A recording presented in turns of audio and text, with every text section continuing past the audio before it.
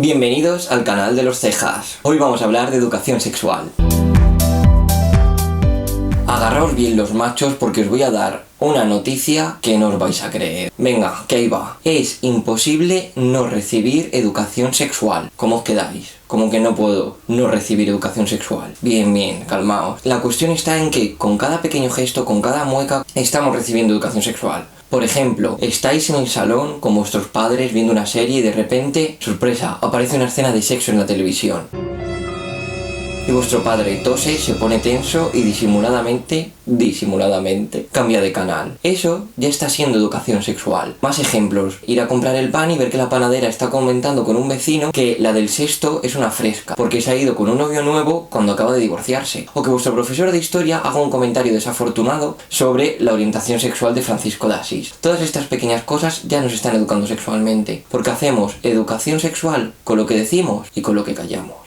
A este tipo de educación sexual, esta que viene cuando no queremos, le llamamos información sexual no sistematizada. Por contrapartida estaría la educación sexual sistematizada. Esta tiene unos objetivos y una metodología claras. Vamos a poner un ejemplo. Que tus padres te metan en la habitación a explicarte cómo funciona un preservativo mientras una gota de sudor cae por tu frente. O que vaya el mítico taller a tu instituto a dar unas clases sobre sexualidad. Esta educación sexual sistematizada o no sistematizada se pueden dar tanto en contextos formales, como por ejemplo el colegio, o contextos informales, como tu familia. ¿Y cómo está el panorama de la educación sexual en España? Pues ahora mismo el panorama es una fiesta. ¿Fiesta del helado? No, una fiesta buena no, más bien una fiesta mala, porque cada comunidad autónoma hace un poco lo que quiere o lo que puede. Por ejemplo, en algunas se centran más en los servicios, en otras se centran más en la educación, o en otras comunidades ni siquiera lo hacen. Es decir, no recibimos una educación sexual igualitaria. Además, tienen total libertad de llamar para hacer talleres, pues por ejemplo, a gente de una ONG o gente de una empresa privada, como por ejemplo una empresa de preservativos. ¿Qué ocurre con estas últimas? Pues que muy probablemente tendrán unas intenciones secundarias. Así que tenemos que la educación sexual es un derecho, pero realmente tener una educación sexual de calidad es una lotería. Llegados a este punto vamos a resolver algunas de las preguntas más frecuentes que se hace la gente con respecto a la educación sexual. Ahí va la primera.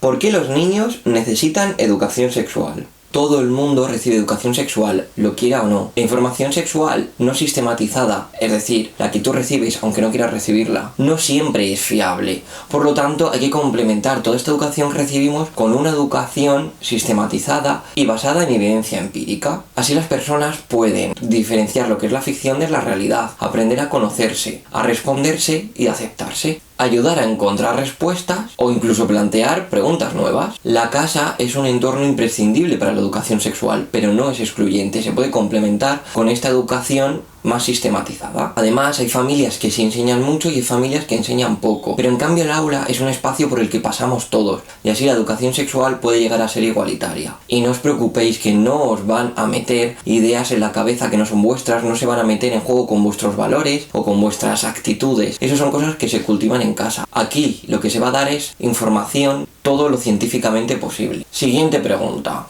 ¿En el aula se adoctrina? En primer lugar, vamos a ver la definición de adoctrinar, para saber exactamente de qué estamos hablando. Primera acepción. Adoctrinar es enseñar los principios de una determinada creencia o doctrina, especialmente con la intención de ganar partidarios. La segunda acepción, que es un verbo transitivo, es dar instrucciones a alguien sobre cómo tiene que comportarse u obrar. Ahora que ya tenemos un lenguaje compartido, ahora que todos sabemos de lo que hablamos cuando decimos la palabra adoctrinar, os voy a dar dos frases y me tenéis que decir qué frase sería la más adecuada para un taller de sexualidad.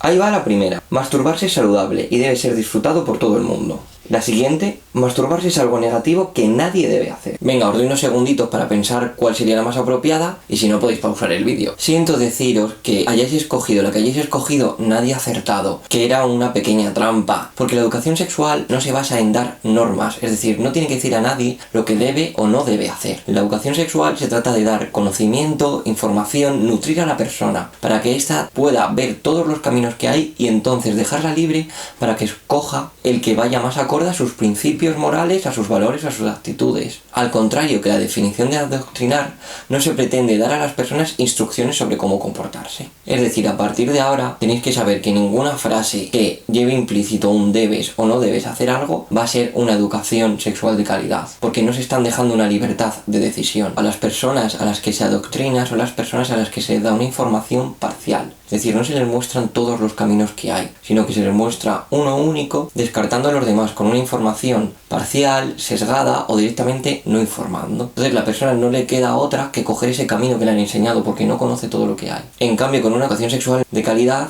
tú puedes ver todas las opciones que tienes, aunque termines escogiendo también la primera, pero con un conocimiento de que hay muchas otras más.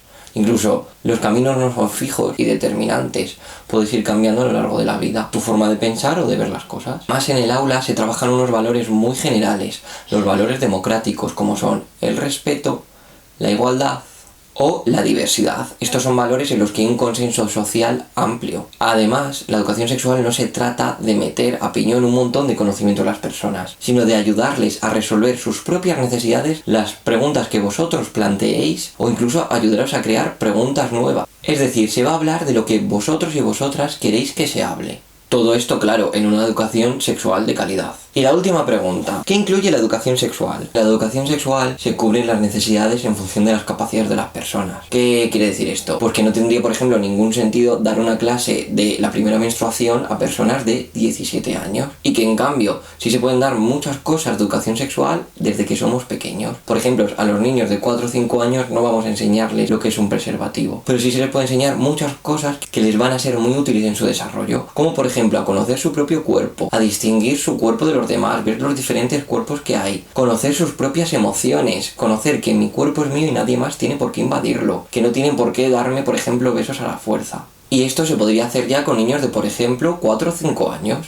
Para concluir, podemos ver lo bien que funciona la educación sexual en evidencias como por ejemplo que a más educación sexual se reducen más las relaciones de violencia. ¿Y esto por qué? Pues porque sin centrarse directamente en las relaciones de violencia dentro de la educación sexual, sí que se enseña a construir relaciones sanas. Que esto es algo que mucha gente dice tener esa carencia porque al final recibimos un montón de información no sistematizada de cómo es el amor, cómo tenemos que querer, cómo tenemos que comportarnos con la pareja. Pues por ejemplo, de películas como Crepúsculo, la serie ahora de You, en verdad, en cualquier película, incluso en Stranger Things, hay una escena en la que Eleven se pone celosa de la nueva novia de Mike y con sus poderes psicomentales la tira al suelo. Eso ya está siendo educación sexual, pero educación sexual de mala calidad, que nos está enseñando solo un camino para comportarnos, nos está abriendo todos los demás. Si queréis saber más sobre educación sexual, ya sabéis, os podéis meter en la página web del Cejas y dadle like y suscribíos y compartid para que más gente pueda estar informada.